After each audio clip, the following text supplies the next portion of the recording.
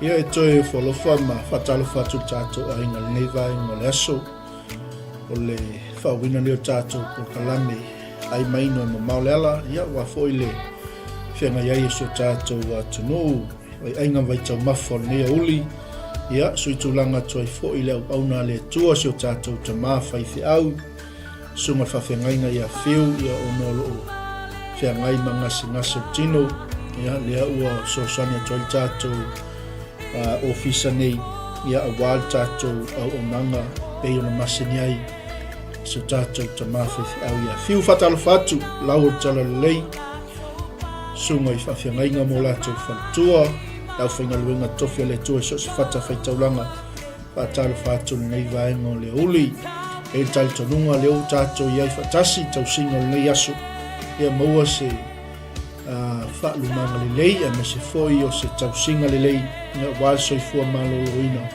e me se foi o le whianga iai ma lava singa o nei aso whatalo whatu e te lato uma lava leo wa mapu mai ngā luenga o nei aso sina malolonga sina lunch ia ia le tua malo le soifua manuia malo foi le tau ata i tute mawhai wa nei aso vi ia ma vi ia o le tua i mea uma wo e whaia mo i tātou whatalo whatu foi le tino keriso le au pa ia ma le whatu tua ma futa mai le nei vaenga o le aso malo le pale mai tātou nanga vi ia le tua i lau tau au nanga i le tala le lei so se whata whaitaulanga i so se ala ata ma so se ala leo lo whapena o na fola ina ila fionga le tua malo le ngā lulue malo foi le ono sa il fina ngalo le li vi ia le tua malo fa malo losi le o se mea fa le ngalo tu tau tinga i le tua malonga fina ngalo ile fa ngalo ina le tapo inga tamam tina ma tutua au sina so tatu watunu lo lato tu il tapo inga wase manuio Samoa ai ia le senga i au whaapenga i so se maota ma so se lawa lo lato te talo a wā le whianga iai o Samoa maona tiu te whai manuia i tono a inga nuu mai kalesia ina ia alofa mia e le tua so tātou atunu whatalo whatu nei vaenga o le huli tātou sponsors o le langolangoina tātou o nanga tai ma lole alolofa i le tua malona whangalu ia malo fo i le langolango whaatai le anga lelei e tusa lau tau pitola au ia wale moliinga o le tala lelei tu inga o le neila langi ia ona au atu leo se whaatalofa ma se whaamalo i tātou a inga leo pale mai lunga o tātou o nanga le vaenga o le aso leo senga tamamtaine o le ai mainu ia lea ua whaato ai mai le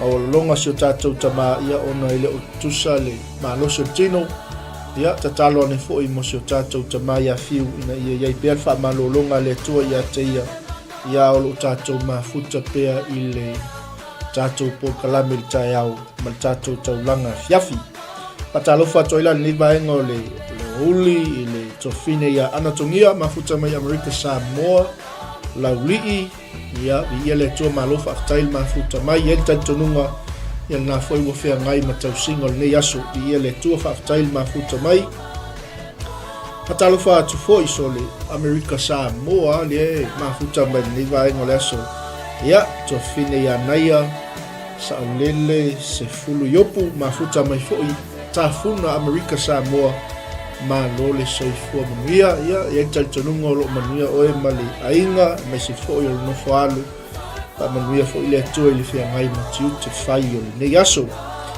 ia whatalo whatu foi le nei vaenga o le aso papa toi le uso au auna ia whaafawina tanielu ma lole soifua manuia ia le tua whatail mafuta mai ia lea le alu atu tātou pasenga i whaingo fia tātou ai mainu ni vaenga le aso no pele nga su grey whatail mafuta mai ia le tua ia le tanunga ia lo solo le me uma le lofa maleanga le o le tua ia iai le file mu le lii mea uma lava hatalofa atu to fine ia le malu faumuina wa lesi wa tau sili ia sunga tamai tai fo mai mafuta mai la fisa ola mai tau watu le mafuta mai Napier o Hastings ia sunga tamai tai fo mai ia alofa tele atu le uso ia Sam ia whamanuia fo i le atu le whengai mga luenga ne aso whatalofa atu fo i sunga to ina ia le tinu malo fomfulu malo le soifua manuia ia malo fo i le whamalosi ne aso whalonglongo atu upo le tua vi ia le li malo fo i le saili malo fo i le sila i le tua malona fina ngalo whatalofa atu fo i le uso au auna mafuta mai Brisbane Australia le fionga ia alkoni sangfili ia malo soifua manuia aua le tafau ia ai to anga e faifalele ngaluenga ia fatalofa atu foi si o to lua pele i lo loto mo lo wanganga ia tina le ainga Sara Danielu Beretta ia malo soifua manuia talitonu nai manuia oe male masio wa fine ia e mese ia tamaiti o lo anga ia tu le aonga via le li fatalofa atu foi nei vaenga le uli le sunga i le faife au pasta futi malo le soifua manuia fatalofa atu foi nei vaenga le fiafi ia i lato umalava o le maua atu lo ai nei vaenga o le uli ia via le tua malo faftai le pale mai malo foi le ono sa i tute mga luenga o le nei asu ia o le atatou saungi lo tatou tanga ia tu tatou senga ia wai vave atatou senga le nei asu ia a o fea ngai matau singa o le nei asu aia ia le li ia faifo i o e mafuta mai lo falfenga luenga ia tautua nama oe a whapea o umal taimi ia o na ia ngai le toi whaawaunga luenga o le nei asu ia o lo tele mano no ia so tatou te mafuta ia tatou whaamaoni ia i ngā luenga o tatou ngā lua ia nei te wafaina sesi ia pe la vea sesi ia o na whaile malapu le tatou savalinga o tatou sili mua mua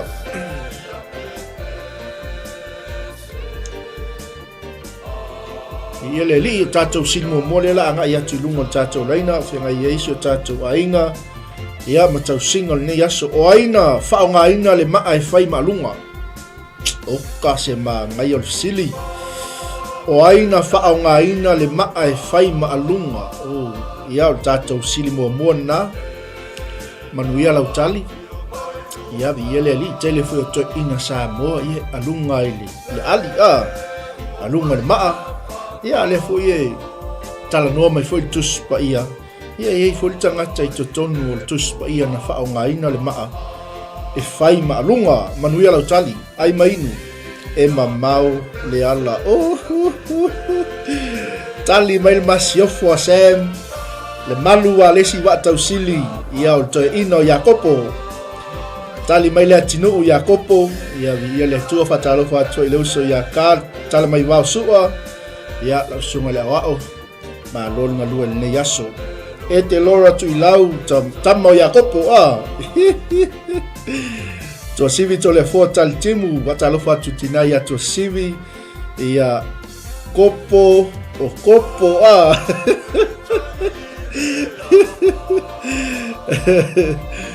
talo fats po nei vaenga ole uli tinaia vaisau sami elsen ma lo fa style ma futa mai tali mai naia o Jakopo le tamai titi mai o tau o kau kai soli ni ia le tua fatalo fatu sunga fa fengai nga ia matamua anai enoka Fraser fa style ma futa mai o aina whaonga ina le maa e whai malunga i ia le li anatongia Jakopo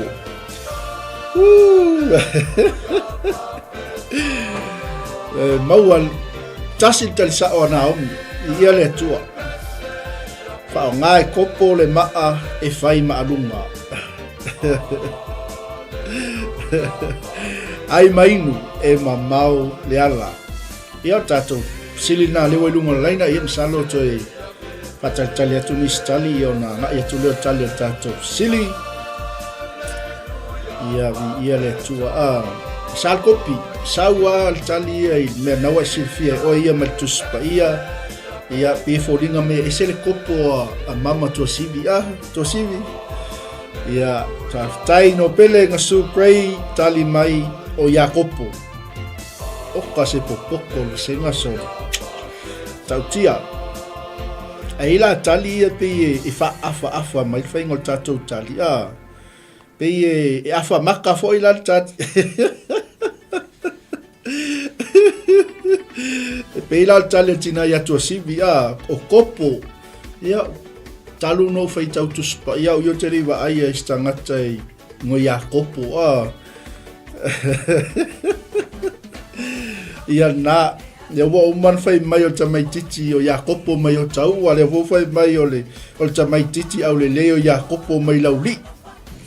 Vi ia le atua fatalo fatu ya afu tonu mai vau tina talo ya afu tonu mai vau aftai mafuta mai ia o le loa la po ai o ya kopo la waenga ia au le ya kopo mai o tau ya kopo mai lauli ia ya kopo mai le si kopo le sa ya kopo mai Henderson ia mai ya kopo i Africa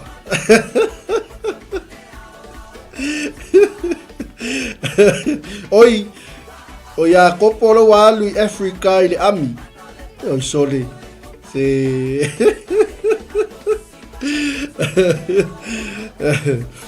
o le ala so ya tu o ile ya kopo au le walu ya kopo mai o tau ya kopo mai lauli ya kopo mai tafuna ya kopo mai ya opo o le exa ana matua sivi mai ale tinu oka o kaeso afu tonu mai vao ya kopo naia o kopo mai ya opo so le tua sivi o kopo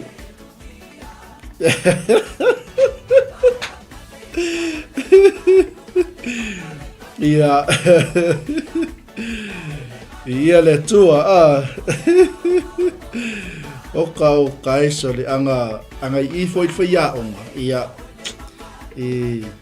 wa ave ele lisera fa sala ale la fai matusi la lo le ngoe saulo fa ya fiu ave ele lisera fa sala ia ua tali tatou sili ia le tangata na fa onga ina le ma ai fai malunga ia le o tali mai si o tatou ainga o le to ina o ya kopu ia ai le sa o kopu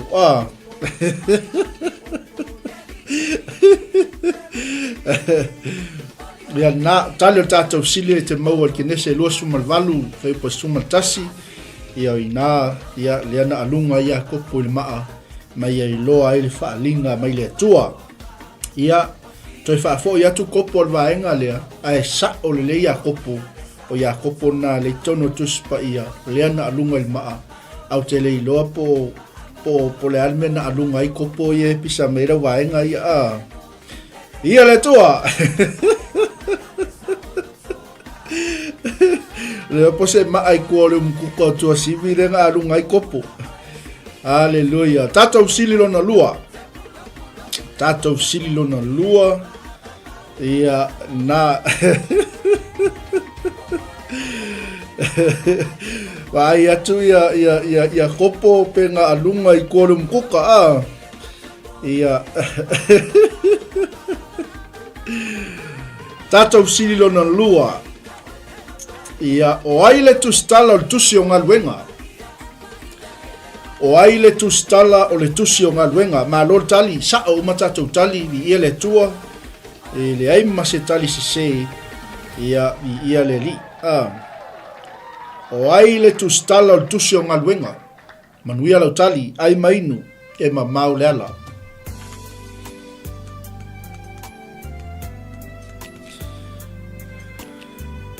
toi manatua umai nei lo matutua ia mea na alunga ai kopo ia ai sa o le leisto ino ia kopo le tono tuspa ia ia valtalie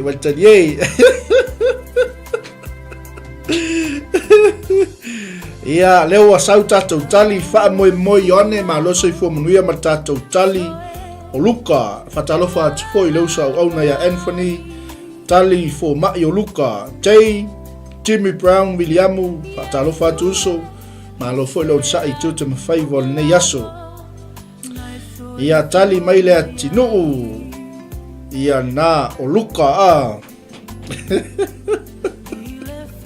wa mai fa ia onga I fa nga kopo e te lora tui lau tuli au luka J faftai no pele o luka afu tonu mai vao o luka nai ar fo mai o luka sa mafa au woi yaso ia woi Leiti o a tamai teine le soli. Langa le sa wo mal foma. Ia le atua, ale ala wo mana wo mal foma. Ale fu wo mal apostolo. Na tangata atama mai so de.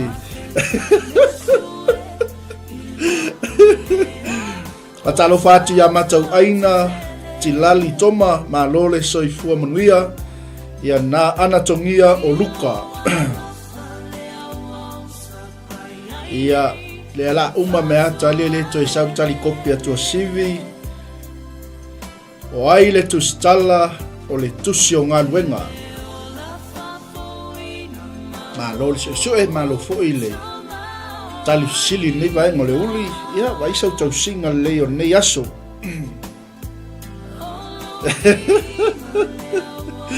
Ia le tua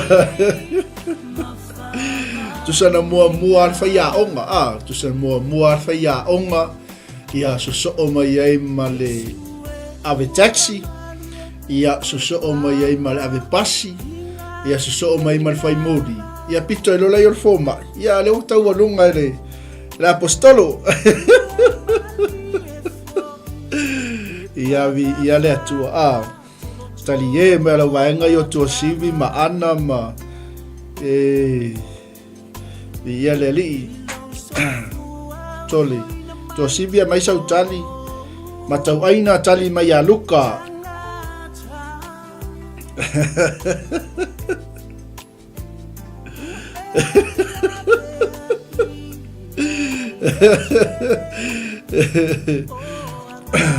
Tusa na wo male fo mai ia aleala ua wo male faya onga ia le tua malo fatalofa atoi le to fine ia anga le anga lofa malo le kamil nge yaso malo le ngalue.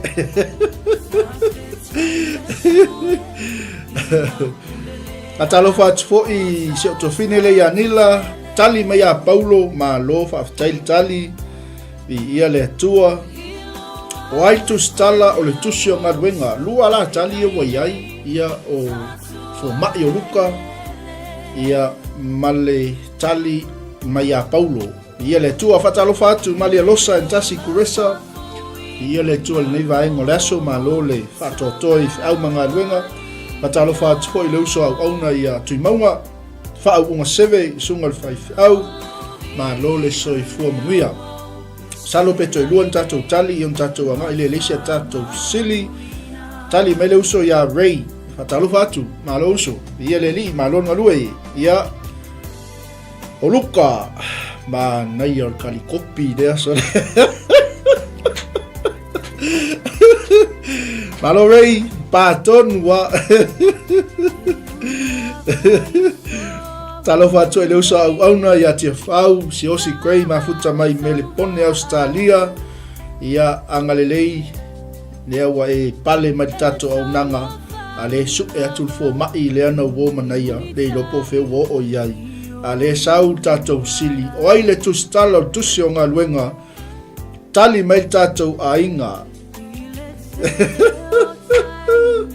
E uso aluka Paulo anila ia tali mai sunga ia pasta tui maunga sole ke lo al mis taipo no se mai a leka po ai leka le se me fefe au ia na Altiana ta mosa faftail ma futa mai luka na ia tia i mama tua sivi oka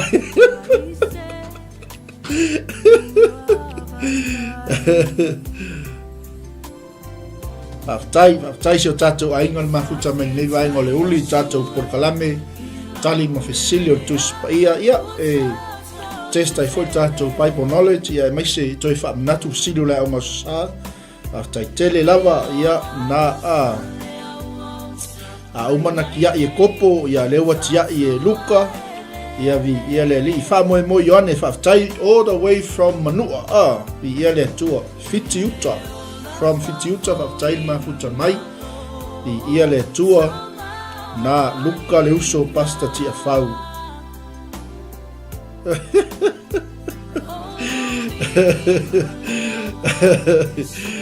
ia na tua sivi mautino ai tuai me tali tua sivi ia o la foi ua o pisi tua sivi e fai al tausinga o le uli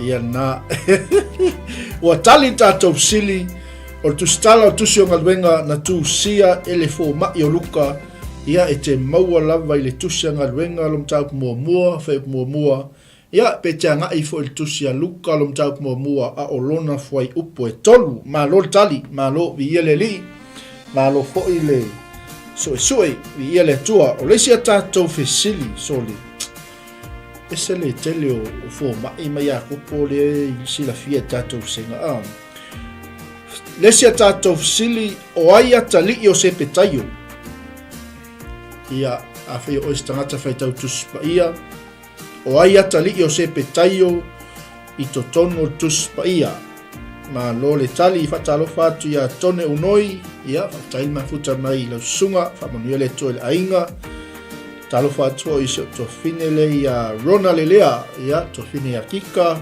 ma lo le au na tatou nanga le remnant Christian Radio ia ma lo le soifua manuia sa o solo o ulava vale o lo senga ia ulava vale e se la ulava vale le o ulava vale me nei aso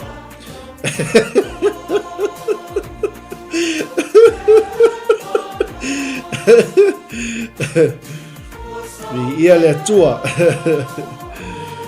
o ai atali o se petaio ia na tali mai tua sivi ia o le atinu mai o kaukai amu ia sole ma ua le atinu Ioane ma oi sole ea ma lo tali se petaio ia lua se petaio matua ma se pela itit sole tali mai fa mo Ioane o Ioane ma Iakopo naia o Ioane ma Iakopo mai tafuna o kai anga lei maua mai ia o se petaio matua fa mo bole Ete Laura Iakopo ma Ioane Anthony o Ioane ma Iakopo awale ngala vili ya sepe la chichi ia na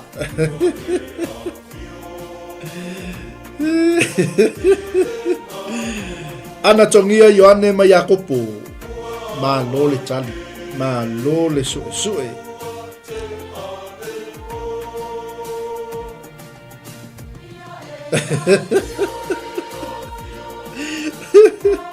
ia familia foi tatou senga ia o le tūlanga le wa iai ia sio tatou tina ia to sivi ia wa nga foi sili mua wa toi mantua i silong tua kopo ia o tūlanga na familia tu tatou senga au tatou te pole ia lai okay ia long tua ia nala tali mele atinu o tuangane o anga love manga good o kaukai afu tonu mai vao Ioane ma Iakopo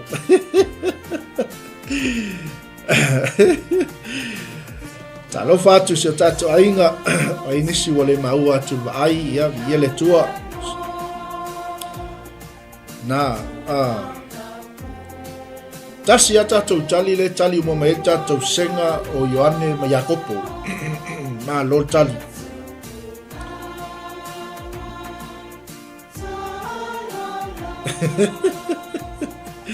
anga lei ia na ane makopo tama au le lei mai lauli American Samoa mai a anatongia o kai so o tele au tama au le lei o mai America Samoa so ia le tu o kai au le la iti o tama ai mainu e mamao le ala o kai fai o le au le lei au le laiti a ese le manatua e teine le moto fianga o tali o se taio ua tali tatou sili ia le ua tali mai e tatou ainga o Iakopo ma Ioane ia na John ma Jacob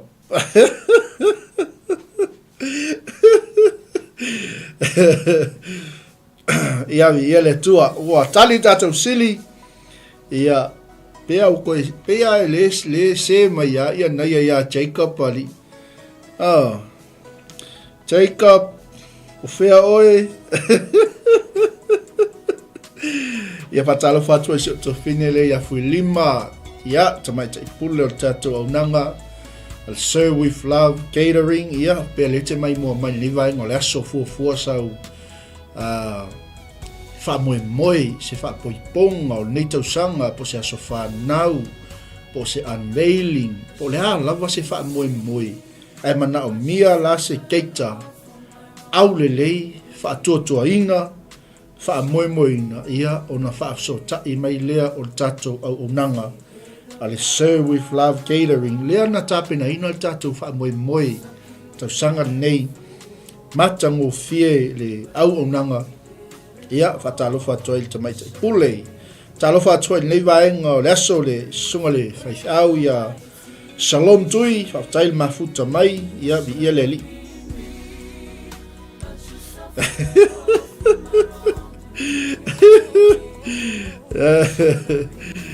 ia le tua ia na o wa tali tatou sili ia te maua matai o whafa i polua sumaltas ia o lo ta oto ai atali i o se petai o tama au le lei mai laulii Amerika Samoa i ia le atua wow e au le lei a tamaiti mai Amerika Samoa ai ho mai ai polu masavai pea o le teime ai tu ai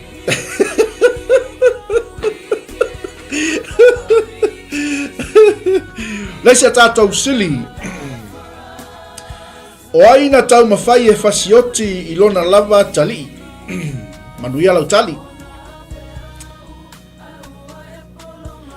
o aina tau mawhai e fasioti i lona lava tali ai mainu e mamao le ala ia nau tali mai a le sunga to ina ia le atino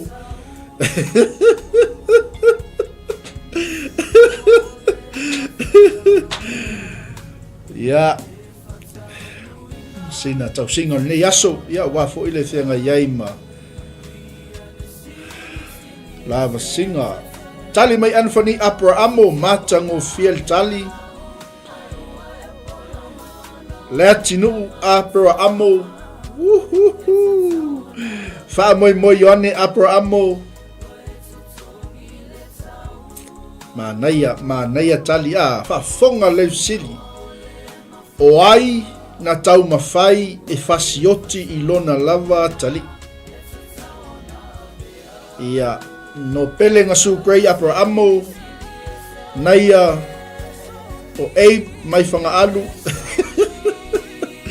afu tonu mai vao Abrahamo ia manaya tali manaya wa le tenu al tatou sili atalofa lea wa su mai ma pale mai tatou heteo Chema Philly tausa fia liu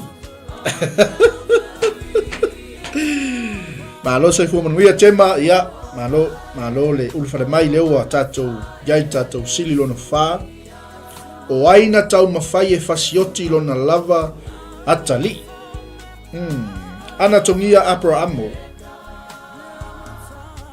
ia te fai tatou sili a tatou ia sili dea pesa tau mawhai ia Abrahamo fasioti lona tali ia e mana ia tali ia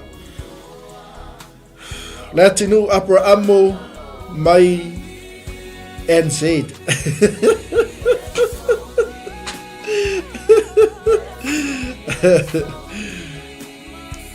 o aina tau mawhai e fasioti lona lava tali Chema peia o Abrahamo lea na ave lona tali e osi el tau langa mana ia tali ia sa ave la Abrahamo ia lona tali e osi el tau langa eli ave tau mawhai e fasioti lau sunga pasta Abrahamo to ina mai apia a woi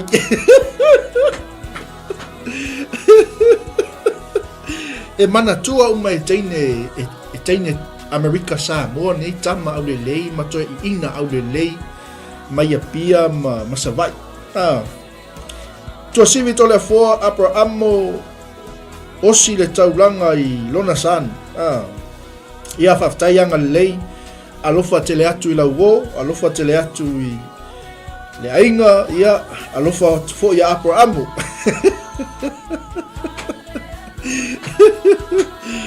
O aina tau mawhai e whasioti lona lava tali'i. Mata alofa atu i leusa au auna ia Benjamin en whamanua anesi. Ma lo le soifua mnia Mose mai pale ona. Ia le alau alua tali. Tali meisi o tatu ainga ia Abrahamo ma Mose. To sivi manuia ngaluenga Nancy Laupeli. Oyo lesi la swafa leo o anga lava nga good. Ia.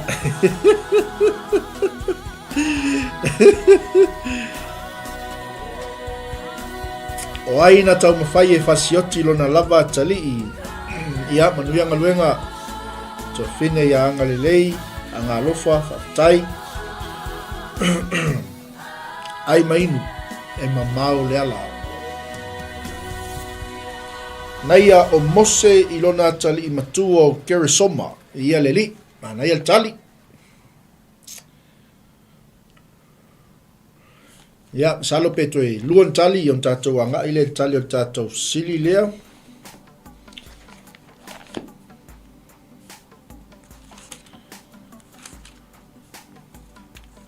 Atalo whaatufo to whine ia ngalo, ma futa mai manukau, riri manukau, ma lole soifua manuia.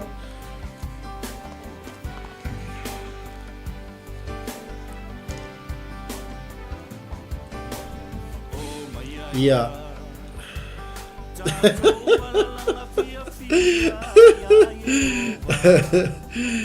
Ei.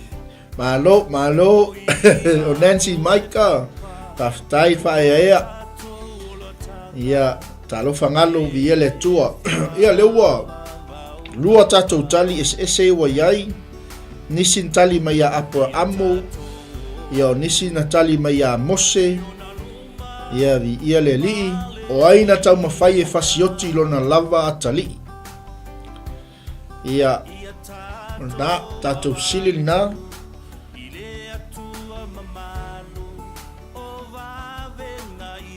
Ai mainu e mamao le ala.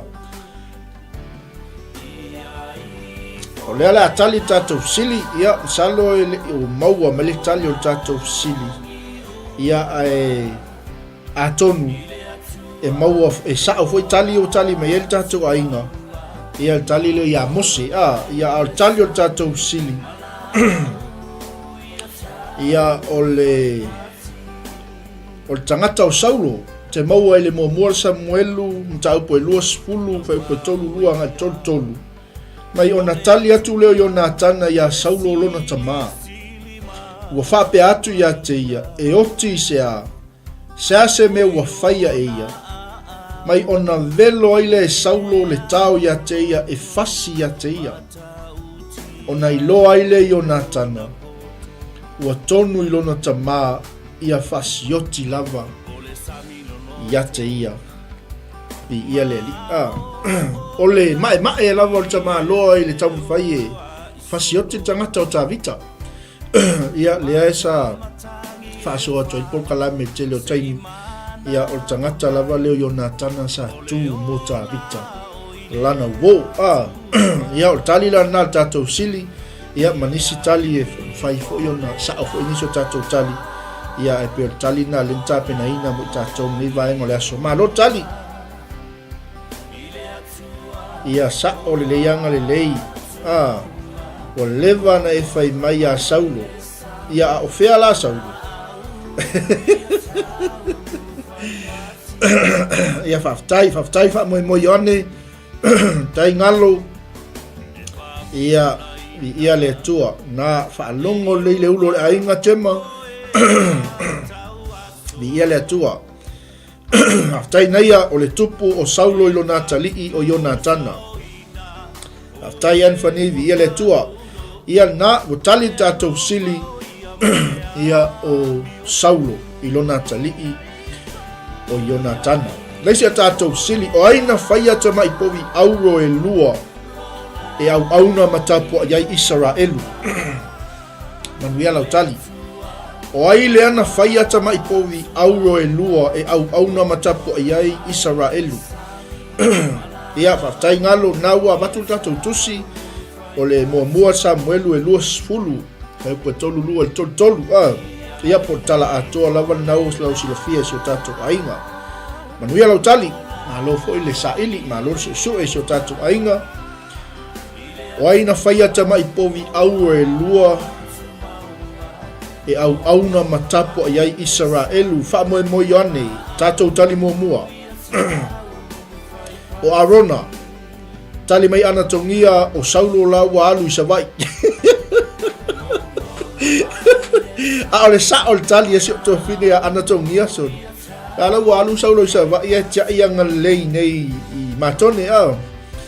Whaamtala la lovi, whaaftai mafuta mai ia le tua. Naia o Arona ma le nuu o Israelu. Angalelei o tamai povi angalo so le okai. Ia le tua. Ia naona tu la awatu sio tatu ainga se tautu nalinga ngana. Ia ono le tatu polkalame fa le nganga. Ia e fa malusia i pe tatu awane i to ia le va ia e tautu nalinga ngana ina ia manuia o tatu loto. Ia o tatu ia i fa tasi lungo o tatu polkalame tali mai le atinu Yeroboamo ana tongia Arona afu tonu mai vao Arona. Ia angalelei na ia aua Arona mai atema angalelei ia ameni. Ia leli. Ai mainu e mamao lela. Ia le tua.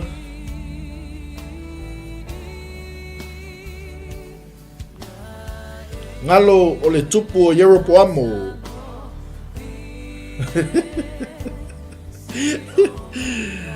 Tali mai anfani Yeroboamo.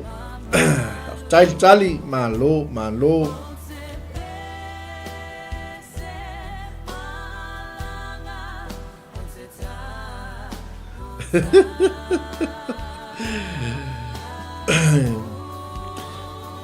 Ele esil tau o fai tau tuspa ia fa longo por kalami fa le nganga ia o lo o fe soso ni atuai au fai nga luenga ia awale molina tungo fina ngalo le tua mo ta tau fa talo fa to le usa ona ia apu fa matu ia mafuta me Australia ia le tua salo le utali tatu sili ono tatu taimi o le tupu lea o Yeroboamo mua tupu lua valu ia o ia lea na whaia te mai povi auro e lua e tapo iai Israelu ia le li. Lesia tatou sili o fele tu a inga e sawe Abrahamo. Ria lau tali o fele tu a inga e sawe Abrahamo ia whai wangalo ia o ngafu nei sili ia e toi whaamnatu o sili ia lei. Si maki ia tamiki o le aonga sa ia e au ngafu i mo tātou ia whatalofa atu i se uso ia rival ma loso i fumanuia ma lofo i le mungalue ma lole o nusai tātou tautua mlau nanga le Remnant Christian Radio vi ia le tua ma lofo i au auna whatalofa atu i le tofine ya Miriama Apikaila Road Luatutu alofa sis ma loso i fumanuia alofa tele atu fo i le uso au auna ya afa ma loso i fumanuia ngalo na faus sia ele tupo o Yeroboamo ina ia taufia aile a ngai o tangata i Jerusalem mai tapo ai moni ma wha maoni ia talina tatou sili lewa umatu ia na ia loa iaile sia tatou sili o fele tu ainga e sawe i Abrahamo Ia tali mua sayu tā mai a Miriama, lea tinuu, e Peru, naia, o le tuainga o Utah po sa e Peru, tua sivi sale a panga, ola o lai. Tema e Peru, i ia le tua, ia mo le toi wha malo si o tātou ainga, tātou malawa lo tātou ngā lulue mo le tua molona fina ngalo, ia le ua mapu mai fo i nei vaenga o le uli, ia malo le ngā lulue, malo fo i le tāpena, malo le sa ili, ia awale tātou ngā luenga i wha malo sia i peltino keriso. Ngalo Abrahamo e tupunga mai eile tu ainga sulua Israelu. O le tātou sili, tasi ale tali o fele tu ainga sau i Abrahamo. Manu ia lau tali. Sa yuta e Peru, matalofa atua i se usole a new chapter, ma lo se fua manuia, ma lo foli ngalue, ma lo foli tausi ainga, ia, staimi feiloai, fa manuia le tua i whenga iei mga luenga le nei aso. Tema, sei fa sala ni a mama na omi tua sivi to le foa, aise a, Sara la salo, Arona. Ia, suspend oka isole la so nga fai asi lo matuali ngalo ole tamalo sai pipi tali mai Anthony o semule tali o noa ai mainu e mamao le ala o fele tu ainga e sawe Abrahamo le watele a tatou tali o iai e Peru sayuta tali mal tali muli tali mai Anthony o semu le tali i o noa to tasi tatou tali i on tatou anga i foi le lesia tatou fesili o fele tu ainga e sa wei Abrahamo. Ai mainu e mamao le ala. Ngalo uro i kalitaia le atinuu o le sa e Peru. Ia, ua tali tātou sili. Tasi lawa le tangata leua, tali mai le tali sa o tātou sili. O Abrahamo e sau mai le tu ainga o semu. Ia te maua ke nese sumal tasi o lon fai upo sfulu. Ia a tala le ngafa o semu. Ia e sau wai ia le tangata o Abrahamo. Ia le tua. Lesia tātou sili. Ngā lol tali. O aina polo i atu i le tua e ta oto i lona i tū. Ma vangaia Jerusalema mo aso i tele. Toi whafonga. O aina polo i atu le atua e ta oto i lona i tū ma vangaia Jerusalema mo aso i tele.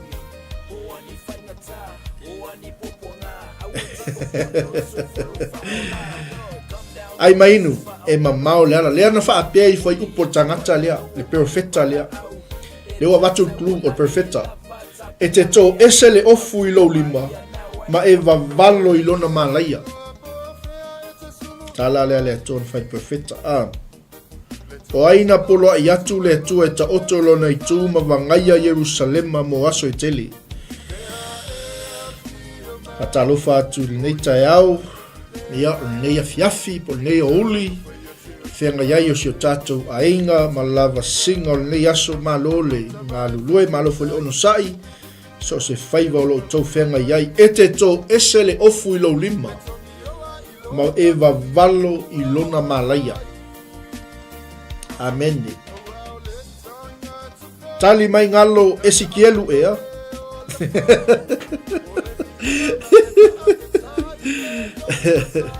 Manaya tele whingo tātou tali. Ia, nei loa pe ke ua la vea nge ai. Usa le manaya le melea, o le try mai pea. Ana tongia o sea.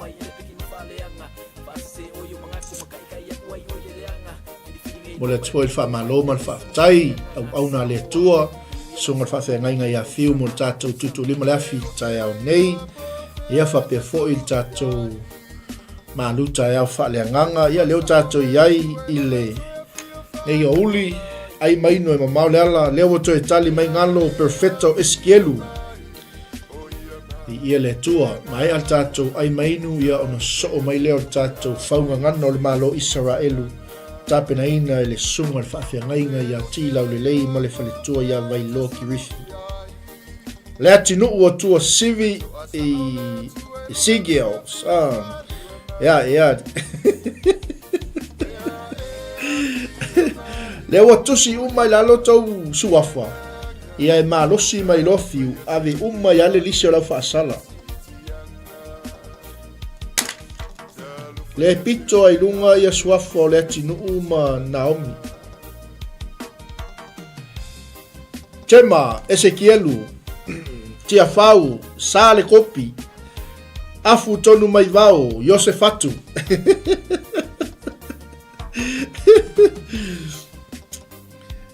Ai mainu e mamao le ala. Tali mai tema Ezekielu e fafai po e fitu na e mau ai le tali. Ia ua tali tatou sili o na le wa mai tusi o le tali o le tatou sili o le perfetto Ezekielu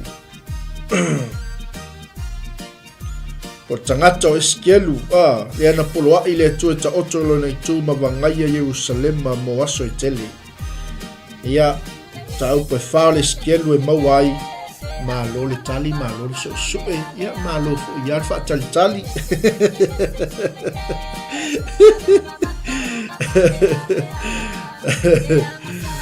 na malo fo fa tali ia e nga fo fa tali tate lo tali le se tatou sili o ai le ana taita ia le fo valenga ia mosi na i uai na foloola ele manuia lau tali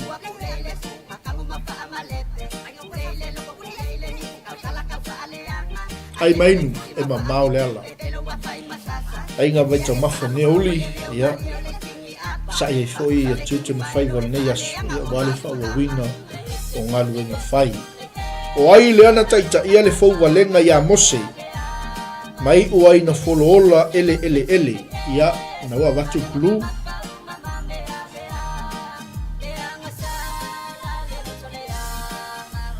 patalo fatu fo ile Tinaya Rosa le utu lava whaneni tai to fina mafuta mai patalo fatu le usa auna i ulale na fuito ulale tali mai le atinu koru ma lole tali ai mai nu e mamao le ala o ai le ana taita ia le fou valenga ia mose mai uai ina foloola ele tasi tatou tali ma lole sosue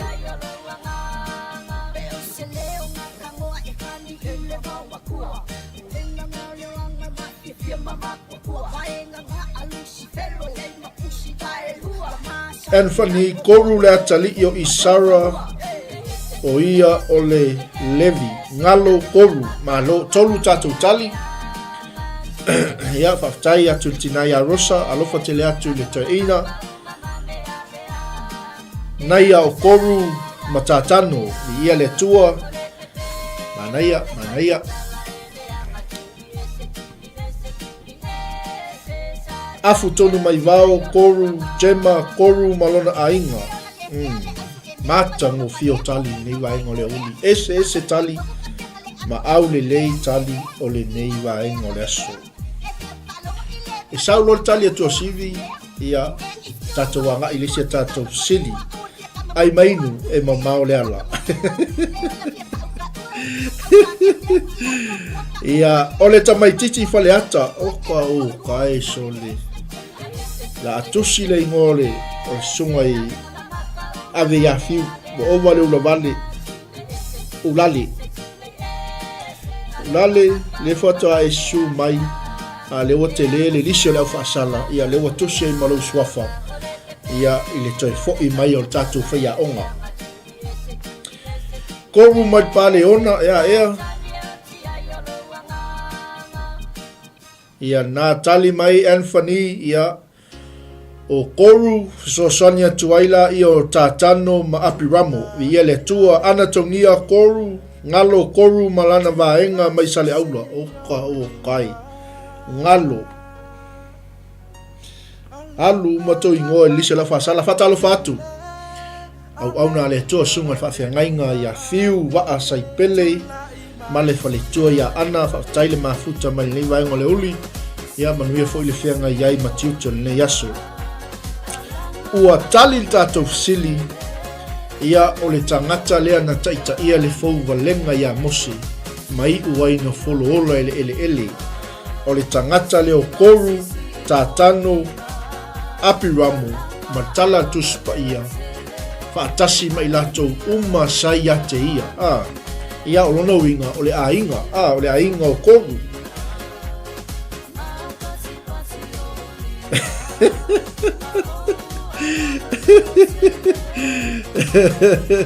sa o le lei sunga whawhia ngainga tamolo mua whaifa lei mai laisi a tātou sili o ila i loa i tangata i whaitau tusi to e wawelo na i loa o tusi o le tātou sili lea e tau mai tusi lava ngal tusi e tau mai ia wa lava na tusa pele moa mta upu male foi upu o le tusi e mau aile le mau lea e ola le tangata mi o tonu i le whaatuatua o le ale tusi e mau ai e ola le tangata mi o tonu i le whaatuatua o le klu o le tusi a le apostolo Paulo e ola le tangata mi o tonu i le whaatuatua o le ale tusi a le apostolo Paulo e mau ai manuia lautali ia whaftai atu ia naia le ua mai tātou tali numera sfuma leono ia nā whai upo e tolu sfuma lua ai mainu e mamao le ala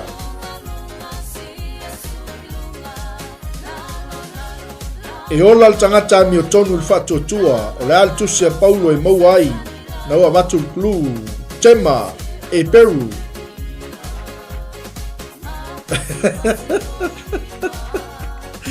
o le iu lau mua Rosa e Feso naia Roma ai mainu e mamao le ala wha moe Ioane Roma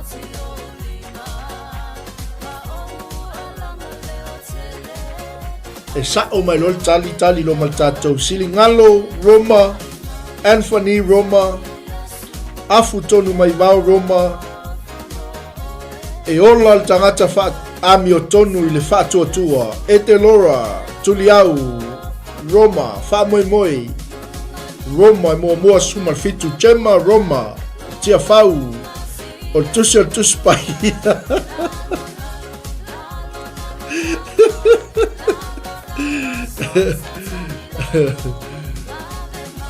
ia tali mai le atinuu ma tali le na male tina pasta ia toi fa saulo tali lo wa mamao atu lunga tali le tina ai mainu e mamao le ala Roma mo suma fitu a wawo falia mai le ame o tonu le tua il fatu tua ina ua fa'atuatua pei ona tusia e ola le tangata mi o tonu i le fa'atuatua ana tongia Efeso naia Roma mua suma le fitu chema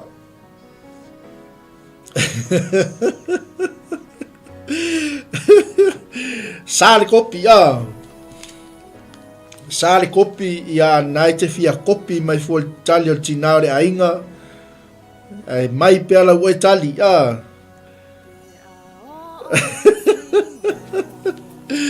Io tali tatou sili e ola le tangata mi o tonu le fa'atuatua ia lenga vatu kulu o le altusi a Paulo e mau ai ia sa o fo tusi le aroma wa mai se tatou ainga ia e maua fo le kalatia kalatia tolu ia lon fai upu e tolu e sful matasi fai upu e sumaltasi le se tatou sili ma lol tali aua te pole o le ua i lalo uma suafa o i latou i le lisi o lau faasala o le a faamuli mai pe a uma lusenga o loo faatali mai le faiaʻoga leisi a tatou sili o le fia o tausaga o le afini o iahiro na faatuuina ai e iesu o le fia o tausaga o le afini o iahiro na faatuuina ai e iesu manuia lautali ai mainu e mamao le ala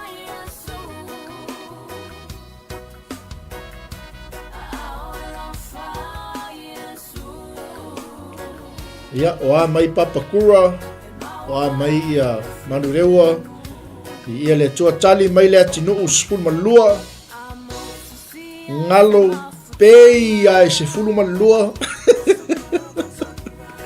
vai atu tali a ngalo pe le fai ese tausinga o le aso ngalo tautuana vai ese tausinga o le aso ana sai pele fatalo fatu fatua tinaya ana ma lor sai fua manuia nai a sefulu malua mana ia sau sa ol tali mautinoa e se fulu malelua rosa sefulu lua afu tonu mai vau se fulu lua tema se fulu lua fa moi moi Ioane sefulu malelua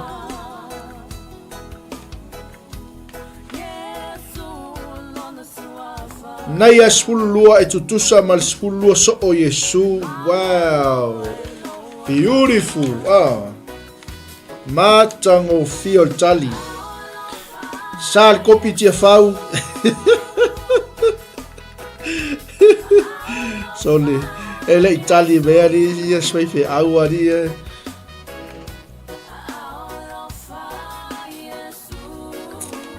ai mainu e mamao le ala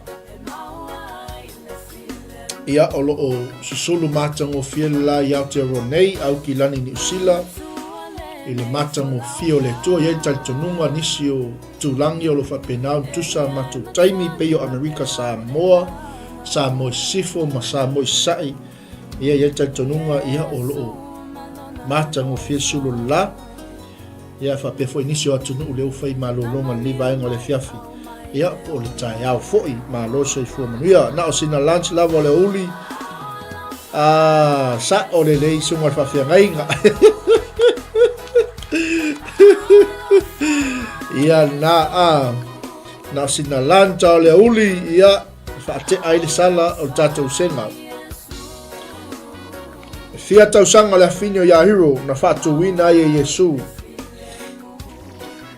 tele tatou ainga leo tali mai sefulu malua salo pe toi luan tali o tatou anga ile leisia tatou fisili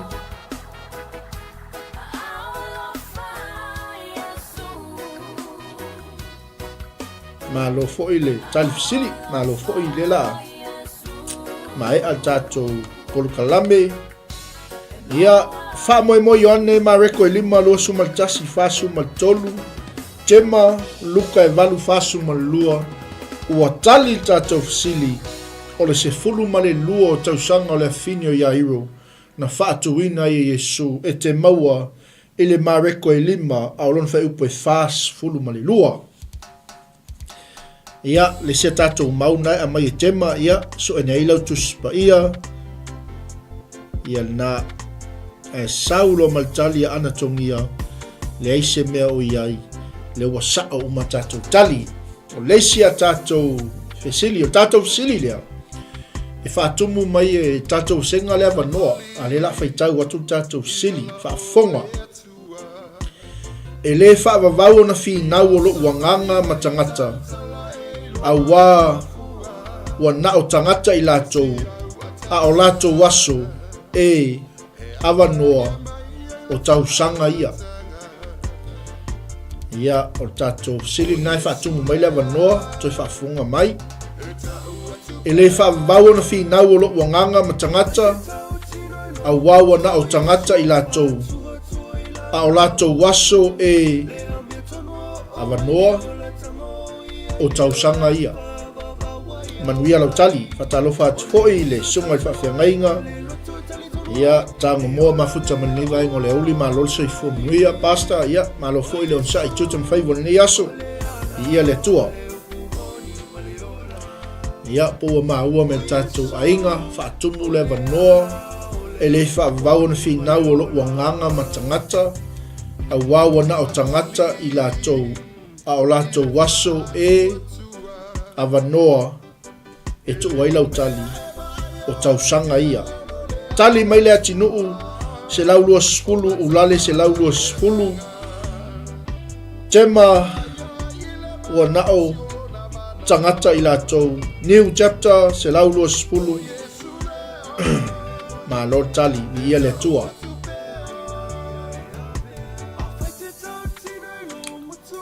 ia ele to tele tatou sili e toi ia un tatou malolo fo le nei vai ngoleso ia ia le tua Anthony se lau luas fulu tema avatu ia le se lau luas fulu afu tonu mai va se lau luas fulu Benjamin se lau ma le lua fulu ete Laura tuliau se lau luas fulu tema mana mia fo il fa longo le lei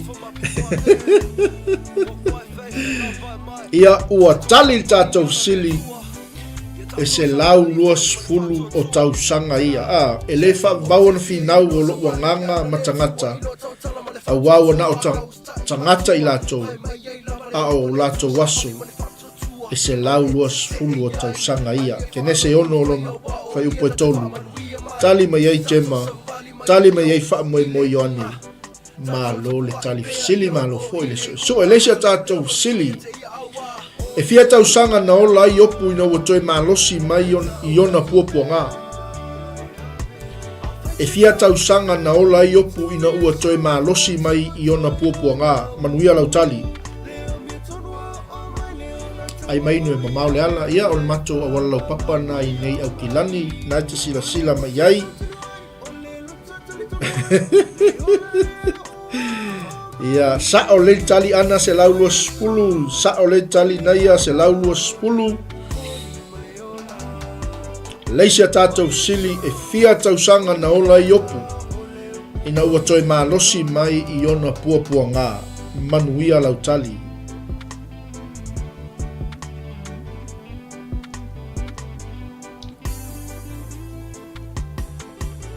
Ia fatalo fatua i se to finepele i le lii. Lise a fele maiava ia malo fo inga lue nei vai ngole aso malo fo i tau atai malo le ono sai ia le fo tato iai le o ngā tutono nei vai aso ia o loo alofa mai lava le tua ia te tatou fatalofa atu foi se o to finele ia onge simi ngā lem whaftail mafuta mai malo fo inga lue tali mai tema se lau fast fulu tau sanga ngalo se lau fast fulu le ati nuu tolu se lau tau sala a hui.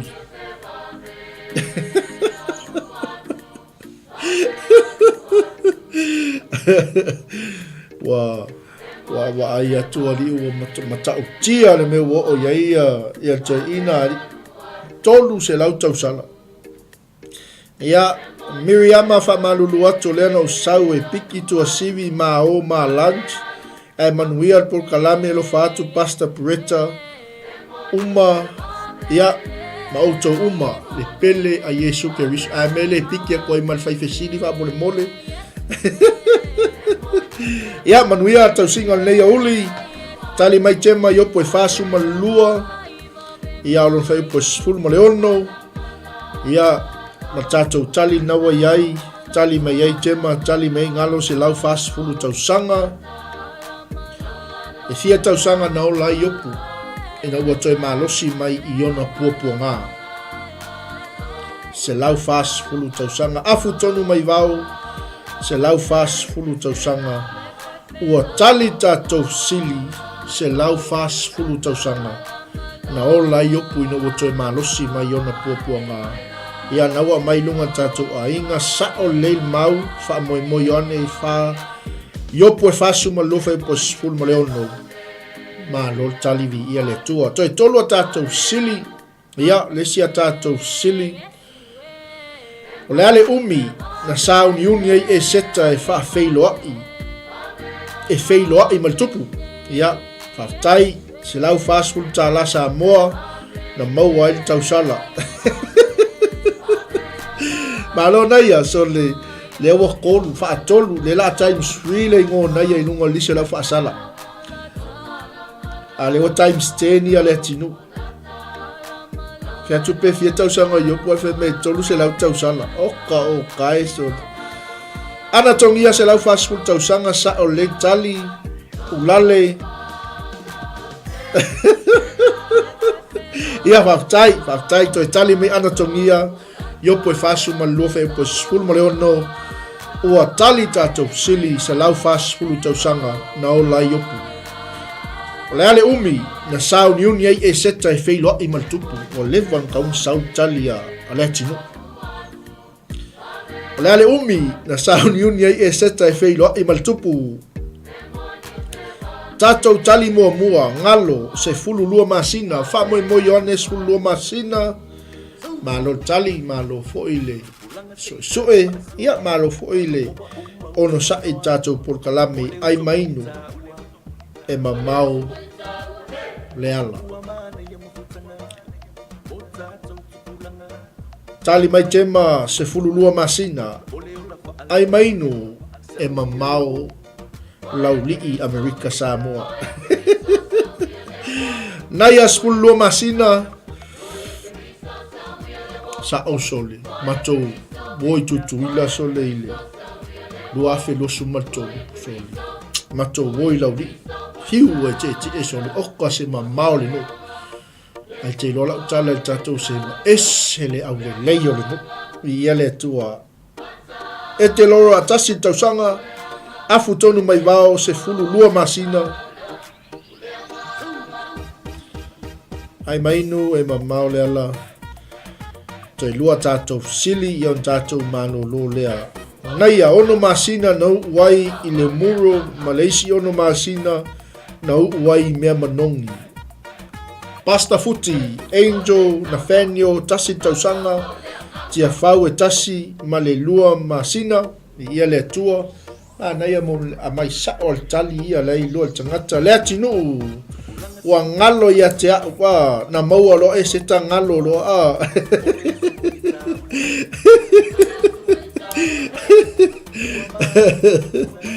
awane ingalo ia te oe le fai ngofia ta pena penanga a e seta na wata watu le wata mai lungo tatu por kalambe ono masina na uai le muro ono masina na uai mea manongi ai ta lofa ia te ia e seta ua ngalo i le tupu le umi na ta pena ai mainu e mamao le ala ia le tua ia salo ua tali tatou sili ma le o tutusa ua mai tatou tali e se fulu lua masina na sau niuni ai le tupu tamaitai po le masiofo e seta e feiloai ma le tupu o asweru le se tatou sili o aina nuti lili ina le ngata apa me mea manuia lau tali atai ana tongia se fulu lua masina sa o le tali o aina nuti lili ina le ngata apa me mea ma lol tali ia mana ia le somer sami nai sale aula ia vi ele tua mo foi staimi o to umolo il motele sala fai ia fai masia siane nai sale aula le te silsila tu iai esele mata ngo fio sio mata wafio anga ia awa tafaonga o le nei fo yaso na ia awane ngalo ai mana tua pea e tasi tausanga na faa loa loa ma iai lo to to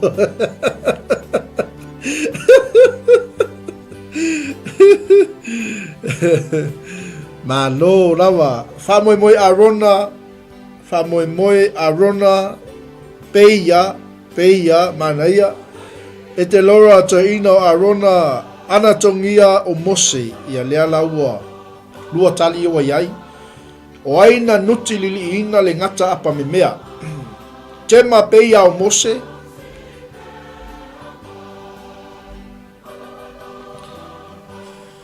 Awa te pole pe asela u tali ia le maua mai tali lesi a tātou nisi o tātou senga le muli mai. O aina nuti li ina le ngata apa me mea. Tali mai ia le sunga ia Anthony Esekia afu tonu mai vao o le toia ina o Arona. Ngalo o le tupu o Esekia. Ai mainu e mamao le ala. Ina le ala o atu tātou polo kalame ia i lau whanua o Amerika Samoa nai te sila atu iai. Ia mai loa atu ia i tala whātai o manono.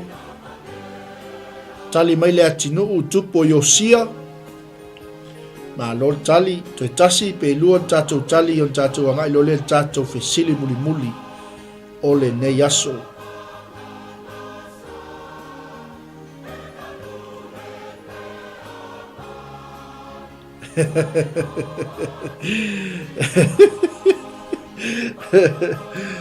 Ia tali tātou sili o aina nuti li ina le ngata apa me mea ia o le tupu le nei o Esekia. Maua le lua le tupu e suma le valu. Whai mua ngai wha ia o lo iai le tala i le nuti i li inga e tangata o Esekia o le ngata apa me mea i ia le tua. Ia o le tātou sili muli ia o tātou sili pongesi fo i le mo tātou ni vai ngole aso. Ia mo tātou wha ma vai ai tātou lulu lima ai ia a wale wha o wina o tiuto ni aso. Wha fonga le sili Whai ngō fia sili manuia lau tali. O ai le tusi upu o le tusi o Roma. Manuia lau tali. O ai le tusi upu o le tusi o Roma.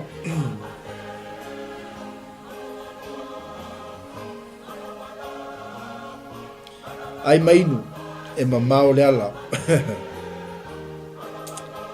Ia le tua.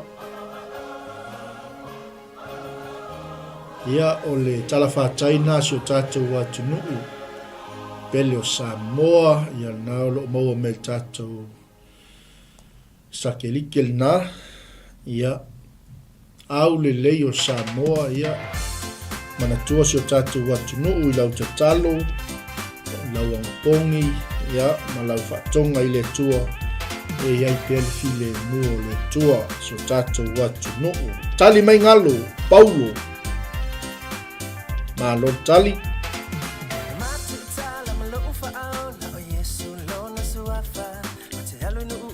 Fa moi Ioane te sio.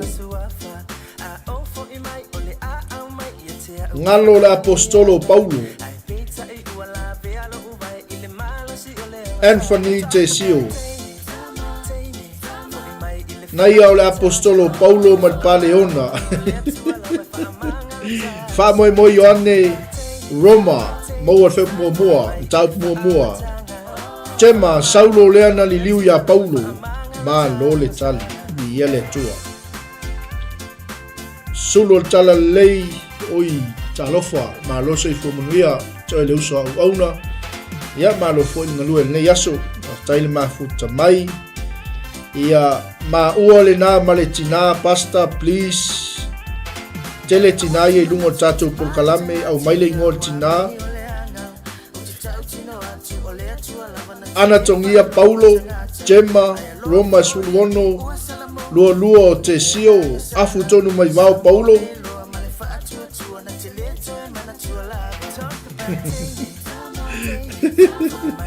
Ma lo tali, ma lo foile, tal sili tatu ainga.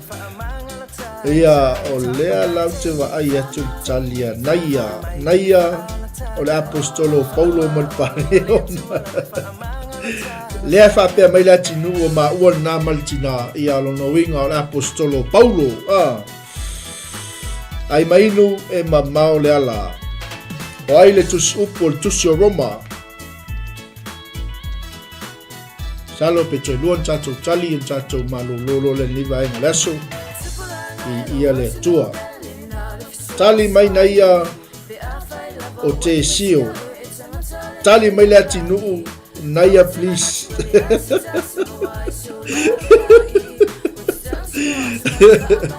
Sao tema, tau sao le ingo tina langa e tele tina lo ilunga tato por kalame ia ne mai tau se mai se tina ua fia tina atu la apostolo ia te ia lea lawa manino el mata el vai apostolo mai faleata